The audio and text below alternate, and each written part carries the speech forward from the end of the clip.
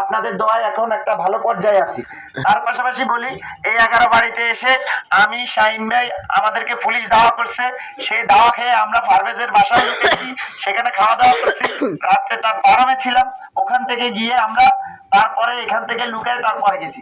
তার পাশাপাশি একটি কথা বলতে চাই, যে কথাটা আমাদের এই সালম ভাই বলতে চাইছিল, যে কথাটা আমাদের হাসান কাকা বলতে চাইছিল, আমরা শুধু একটি কথা বলতে চাই আপনাদের জন্য, দুইটি কথা।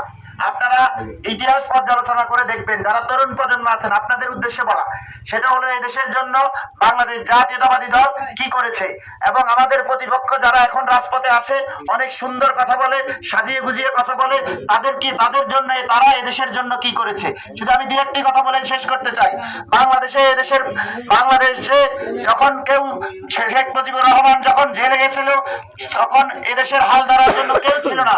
তখন এদেশে একজন মেজর, তরুণ মেজর, তিনি এই দেশের স্বাধীনতার ঘোষণা দিয়ে সশরীরে যুদ্ধ করে এদেশটাকে আবার হাল ধরেছেন।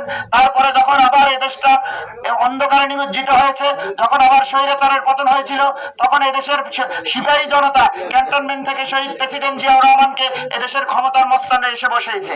তার পাশাপাশি যখন আপনারা দেখবেন আবার যখন 90-তে স্বৈরাচার এরশাদের আগমন হলো, তখন একজন গৃহিণী আবার রাজপথে এসে এদেশের গণতন্ত্রকে, এদেশের মানুষের ভোটের অধিকারকে, এদেশের মানুষের খাদ্য, অন্ন, বস্ত্র, বাসস্থানের অধিকারের জন্য একজন গৃহিণী আবার রাজপথে নেমে একজন আপসীন মায়ে পরিণত হয়ে একজন দেশ নেত্রী রূপান্তরিত হয়েছে।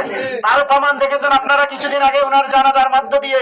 বাংলাদেশের ইতিপূর্বে আমরা যারা জানাজায় গিয়েছি, আমার তো দেখার সৌভাগ্য হয় নাই, আমাদের মুরব্বী যারা আছে ওনারাও দেখেছেন কিনা এত বড় জানাজা বাংলাদেশের ইতিহাসে তথা এশিয়া মহাদেশে এত বড় জানাজা হয়েছে কিনা আমরা জানি না। তারপরে তখন দেখেন আবার যখন 24-এ আবার যখন স্বৈরাচার শেখ হাসিনার আবির্ভাব হলো, তখন দেশ নায়ক তিনি তারেক রহমান ফিনিশ পাখির মতো এদেশের হাল ধরে এদেশের তরুণ প্রজন্মকে, আমাদের মতো যারা গত 17টা বছর নির্যাতিত নিপীড়নের শিকার হয়েছেন তাদের জন্য কাজ করে এদেশের মানুষের মুক্তির জন্য নিরলসভাবে পরিশ্রম করে কাজ করে যাচ্ছেন। তার পাশাপাশি আপনারা দেখবেন আমাদের অপোজিট যারা ছিল তারা তো এই দেশটাই চায় নাই, তারা পাকিস্তানের পক্ষে ছিল। আমরা এই দেশটা চেয়েছি বিলে আজকে আমরা ভোট করতে পারছি। শহীদ প্রেসিডেন্ট জিয়াউর রহমান বহুদলীয় গণতন্ত্র করার কারণে আপনারা দেখতে পাচ্ছেন আজকে সবাই মিলে মিশে আজকে রাজনীতি করার সুযোগ পেয়েছে। তার পাশাপাশি আরেকটি কথা বলতে চাই, গতকালকে আপনারা যারা ফেসবুক চালান আপনারা অনেকেই দেখেছেন বাংলাদেশের একজন অনেক বৃদ্ধ বয়স্ক একজন লিডার উনার এক্স হ্যান্ডেলে একটি পোস্ট করেছে। উনি কি পোস্ট করেছে? এদেশের নারীরা যারা সরকারি চাকরি করে বা কর্মজীবী যেসব নারীরা আছেন, আপনারা জানেন আমরা সব সময় নারী অধিকারের কথা বলি। উনি বলেছেন কি এদেশের কর্মজীবী নারীরা হলো বেশ্যার পতিতার মতো। তাহলে আপনারা বুঝতে হবে তারা এদেশের নারীদেরকে কোথায় রাখতে চায়, এদেশের নারীদেরকে গৃহবন্দী করে রাখতে চায়।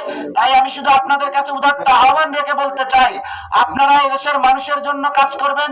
আপনারা দেখবেন বাংলাদেশ জাতীয়তাবাদী দল 31 দফা দিয়েছে। ওনারা যদি এরকম কিছু চাইতো ওনারা 32 দফা দিত, 35 দফা দিত।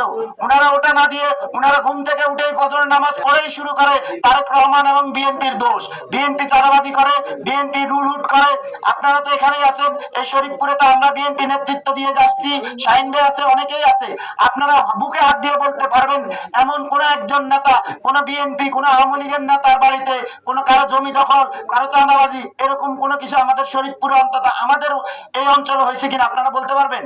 তাহলে আপনারা যেটা ফেসবুকে দেখতেছেন সম্পূর্ণ তাদের গুজব, তাদের মিথ্যা, তারা মিথ্যার উপরে বসবাস করে চলতে চায়।